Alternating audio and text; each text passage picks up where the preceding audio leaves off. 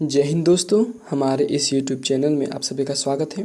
तो आज हम देखने वाले हैं कक्षा 12वीं का कक्षा 12वीं का जो भूगोल विषय है उसका अक्टूबर माह का जो मासिक जांच परीक्षा है। ठीक है, आज हम मासिक जांच परीक्षा का संपूर्ण हल देखेंगे। किस क्लास का? तो 12th क्लास का, 12वीं क्लास का। कौन विषय का? ज्योग्राफी विषय का और अक्टूबर माह का। समय है इसके लिए 2 घंटा और इसका नंबर है 40 नंबर का है। ठीक है, चलिए चलते हैं सवालों में। देखिए पहला नंबर का सवाल क्या कह रहा है कि निम्नलिखित प्रश्नों के सही विकल्प का चयन कीजिए। देखिए इसमें से बहुत सारा प्रश्नों का विकल्प दिया हुआ है, 4 विकल्प। उसमें से आपको एक विकल्प सही है जिसको आपको चुन के अलग करना है या टिक करना है। ठीक है, तो चलिए चलते हैं। पहला नंबर का सवाल देखिए, पहला में क्या कर रहा है कि संभववाद शब्द का प्रयोग सबसे पहले किस विद्वान द्वारा किया गया था। पूछ रहा है कि संभववाद का जो शब्द है उसका प्रयोग सबसे पहले किस विद्वान द्वारा किया गया था। तो इसका जो सही आंसर है वह ऑप्शन नंबर बी, ब्लास। यहाँ पर ब्लास होगा, ऊपर में ना नहीं होगा, ब्लास होगा। ठीक है ना, इसका पूरा नाम वाइडल डिला ब्लास है। ठीक है, विडाल डिला ब्लास। दूसरा नंबर का क्वेश्चन क्या है, मानव भूगोल का जनक किसे कहते हैं। ठीक है, मानव भूगोल का जनक किसे कहते हैं। तो जब ऑप्शन देखेंगे तो आप ऑप्शन को देखेंगे तो पता चलेगा। ठीक है, option number A Carl Ritter, यानी कि इसका शॉर्ट नाम है रिटर, यह इसका सही उत्तर है, ऑप्शन नंबर ए। तीसरा में कौन सी है? तीसरा में है अर्धकुंडे के लेखक कौन है। ठीक है, तीसरा प्रश्न का जो सही आंसर हो जाएगा ऑप्शन नंबर डी हो जाएगा, रिटर। कार्ल रिटर इनका पूरा नाम है, रिटर। ठीक है, चौथा क्वेश्चन क्या है कि ओरिजिन ऑफ स्पीसीज के लेखक कौन है। ठीक है, तो इसका आंसर है डार्विन, ऑप्शन नंबर ए। ठीक है, चार्ल्स डार्विन, चौथा का ऑप्शन नंबर ए। पांचवा प्रश्न में क्या पूछ रहा है कि विश्व का सर्वाधिक जनसंख्या वाला नगर कौन सा है। विश्व का जो सर्वाधिक जनसंख्या वाला नगर है, शहर है, वो कौन सा है। तो पांचवा का ऑप्शन नंबर ए सही हो जाएगा, टोक्यो। ठीक है, जो जापान का राजधानी है। चलिए आगे छठा नंबर में चलते हैं। भारत में कपास का सबसे बड़ा उत्पादक राज्य कौन सा है। तो इसका सही आंसर हो जाएगा 6 नंबर का ऑप्शन नंबर ए, गुजरात। ठीक है ना, 6 नंबर का ए नंबर से हो जाएगा गुजरात। आगे चलिए सातवां नंबर में है कि लिंग अनुपात स्त्रियों के प्रतिकूल होने का एक प्रमुख कारण निम्नलिखित में से कौन सा नहीं हो सकता है। ठीक है, यहाँ पर सवाल में पूछ रहा है कि लिंग अनुपात अगर प्रतिकूल मतलब उल्टा हो जाए तो स्त्रियाँ का निम्नलिखित में से कौन सा नहीं हो सकता है। तो इसका ऑप्शन क्या क्या है? स्त्री भ्रूण हत्या, स्त्री शिशु हत्या, घरेलू हिंसा या स्त्री साक्षरता दर उच्च होना है। इन चारों में से सबसे अलग कौन सा है? तो ऑप्शन नंबर डी है।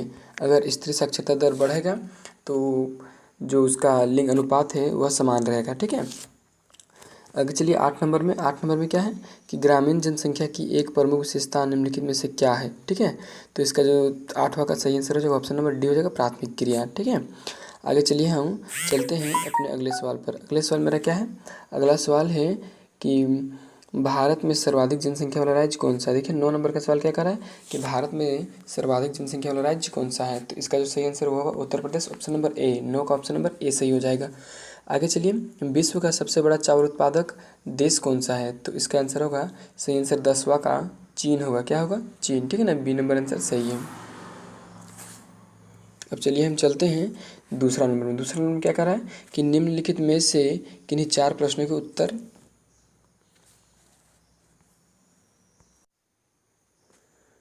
देखिए। यहाँ पर दूसरा प्रश्न, ठीक है, दूसरा प्रश्न में क्या पूछा जा रहा है कि निम्नलिखित प्रश्नों में से किन्हीं 4 प्रश्नों का उत्तर 20 से 30 शब्द में दे। ठीक है, जो सभी प्रश्न हैं उस सब का उत्तर जो है 20 से 30 शब्दों में देना है। ये 2-2 नंबर का सवाल है, एक सवाल 2 नंबर का है। ठीक है, तो पहला सवाल क्या है कि नवनियतिवाद क्या है। ठीक है, इसका परिभाषा को हम पढ़ते हैं। मानव भूगोल अध्ययन की वह विधि जिसके अनुसार मानवीय क्रियाकलापों और प्रकृति एक दूसरे को प्रभावित और नियंत्रित करते हैं तो उसे नवनियतिवाद या व्यवहारवाद कहा जाता है। यह विधि मनुष्य के कारण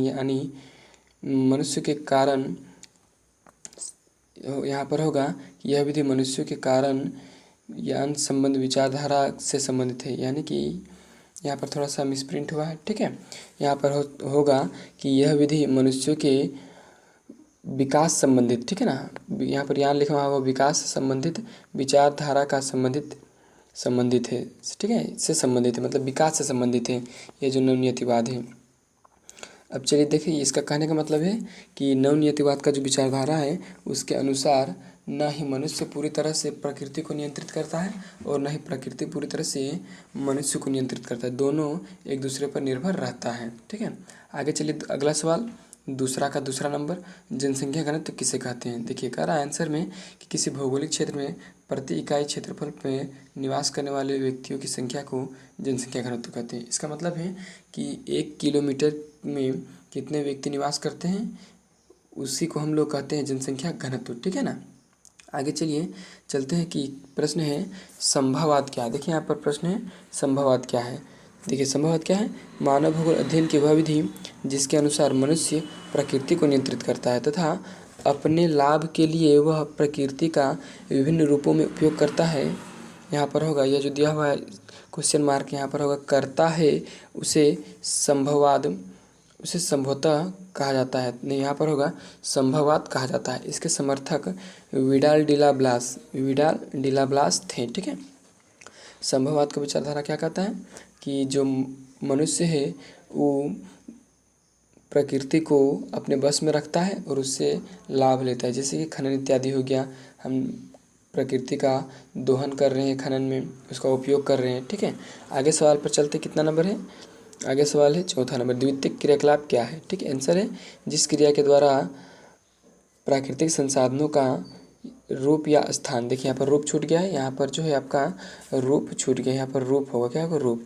क्या कहता है कि जिस क्रिया के द्वारा प्राकृतिक संसाधनों का रूप या, यहाँ पर या है, स्थान बदलकर उन्हें मूल्यवान दिया जाता है, उसे द्वितीयक क्रियाकलाप कहा जाता है।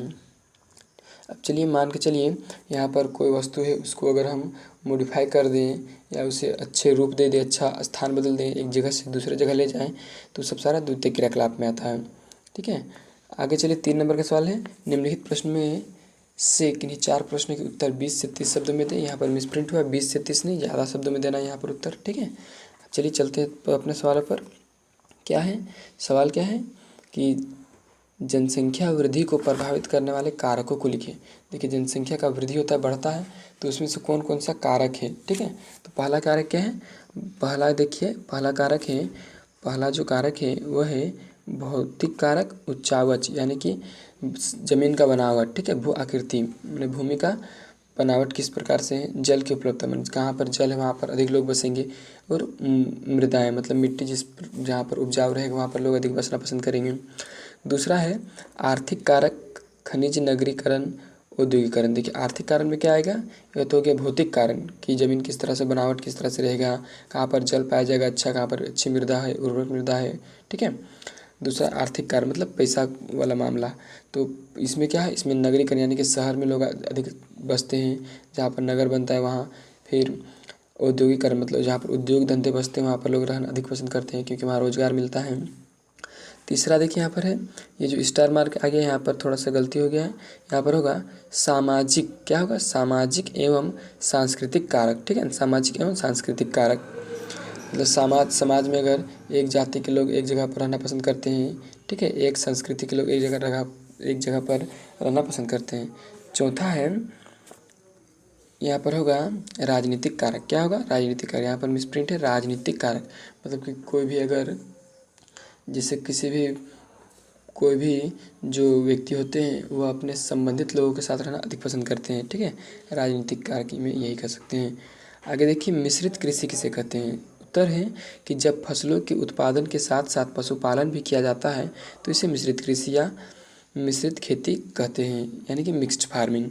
आगे क्वेश्चन क्या है, मानव विकास क्या है। तो इसका उत्तर देखिए, उत्तर बहुत सरल है। उत्तर क्या है कि वह प्रक्रिया जिसके द्वारा लोगों को उपलब्ध विकल्पों की संख्या में वृद्धि होती है, मतलब आदमियों के काम करने की संख्या में वृद्धि होती है, लोगों के पास पैसा कौड़ी बढ़ता है। पैसा कौड़ी कब बढ़ेगा, जब वो काम धंधा ज़्यादा करेंगे, उनके पास अधिक विकल्प होगा काम करने के लिए, तब उन्हें कहेंगे कि विकास कर रहा है। यहाँ विकल्प से अर्थ विकल्पों से जो लोग को लंबा और स्वस्थ जीवन जीने में सहायक होता है, उन्हें शिक्षित होने में सहायक होता है। जो लोग अच्छा जीवन यहाँ पर अच्छा होगा, अच्छा जीविका स्तर प्रदान करते हैं, और जो लोगों को राजनीतिक स्वतंत्रता, मानवाधिकार की गारंटी तथा आत्मसम्मान के लिए आवश्यक अन्य चीज़ें प्रदान करते हैं। ठीक है। इसका आंसर यही है। अगला चलिए चौथा नंबर क्वेश्चन क्या कर रहा है कि जीवन निर्वाह कृषि के प्रमुख विशेषताओं को लिखें, यानी कि जीवन का निर्वाह करने के लिए हम जो कृषि करते हैं उसका विशेषता क्या है, उसका स्पेशलिटी क्या है, मतलब उसमें किस प्रकार से बात आता है। ठीक है। तो उसका उत्तर देखिए, जीवन निर्वाह कृषि की विशेषताएं निम्नलिखित है। मतलब निम्नलिखित ऐसा बात है जो आता है जीवन निर्वाह कृषि में। पहला क्या है, कृषि कम पैमाने पर की जाती है। इसमें जो कृषि है वो बहुत कम पैमाने पर की जाती है, ठीक है, थोड़ा सा किया जाता है, बहुत अधिक नहीं किया जाता है। दूसरा है, कृषि के लिए किसी विशेष तकनीक का उपयोग नहीं किया जाता है। सिर्फ फावड़े या कुदाली उदाली से कृषि किया जाता है, बहुत अधिक मशीनों का उपयोग नहीं किया जाता है। तीसरा, अधिकांश फसलों को अपने उपयोग के लिए लगाया जाता है या उगाया जाता है। देखिए, अधिकांश जो फसल होते हैं उसको अपना उपयोग के लिए लगाया जाता है, ना कि बेचने के लिए। चौथा क्या है, कृषि का मुख्य उद्देश्य अपना जीवन यापन करना होता है। कृषि जो लगाता है उसका मेन उद्देश्य रहता है कि हम किसी प्रकार से जीवन यापन कर अपना जो परिवार है उसका पालन पोषण कर सकें। 4 नंबर का प्रश्न क्या कर रहा है, देखिए यहाँ पर 4 नंबर का जो प्रश्न है वो कर रहा है निम्नलिखित प्रश्न के उत्तर दें। यहाँ पर भी थोड़ा मिसप्रिंट था, ठीक है ना, कि 20 से 30 यहाँ पर भी लिखा था। ये प्रश्न शायद 5 नंबर में आते हैं। कितने नंबर में, 5 नंबर, 5 दूनी 10 नंबर का है सवाल। पहला सवाल क्या है इसमें, चावल उत्पादन के लिए अनुकूल दशाओं का वर्णन करें। ठीक है, चावल का जो उत्पादन होता है उसमें अनुकूल दशा का वर्णन करने बोला, मतलब चावल का उत्पादन करने के लिए क्या क्या किस प्रकार से दशा चाहिए। तो चावल की फसलों को एक गर्म और नम जलवायु की ज़रूरत है, मतलब गर्मी की भी ज़रूरत है और इसमें वर्षा की भी ज़रूरत है। ठीक है, यह सबसे अच्छा उच्च नमी लंबे समय तक धूप और पानी की एक अस्वस्थ आपूर्ति वाले क्षेत्र में के लिए अनुकूल है। मतलब यह विशेष जगह के लिए अनुकूल है जहाँ लंबे समय तक वर्षा होता है, और लंबे समय तक कहने का मतलब है उसका जब तक धान नहीं हो जाता है, जब तक चावल नहीं होता तब तक वर्षा होता है, और उसके साथ साथ धूप भी मिलता है। ठीक है, तापमान भी अधिक रहता है। कहता है फसल की जीवन अवधि के दौरान आवश्यक औसत तापमान 21 से 42 डिग्री सेल्सियस होना चाहिए। मतलब इसका मतलब है कि जब तक फसल लगा रहे हैं तब तक इसका तापमान 21 डिग्री सेल्सियस से 42 डिग्री सेल्सियस तक होना चाहिए। फिर कहता है कि यहाँ पर होगा चावल की फसल के लिए अधिकतम तापमान 40 डिग्री सेल्सियस से 42 डिग्री सेल्सियस के बीच होना चाहिए। दोस्तों, मेरा जो ज्योग्राफी का पेपर है मासिक वाला अक्टूबर माह का, वह ख़त्म हो गया। अगर आपके पास किसी और सब्जेक्ट का PDF है तो आप मेरे नंबर पर भेज सकते हैं। मेरा नंबर है 748888, ठीक है, मैं 7488873872, ठीक है ना। मेरा ये व्हाट्सअप नंबर है, आप इस व्हाट्सअप नंबर पर भेज सकते हैं। व्हाट्सअप नंबर क्या है, 7488873872।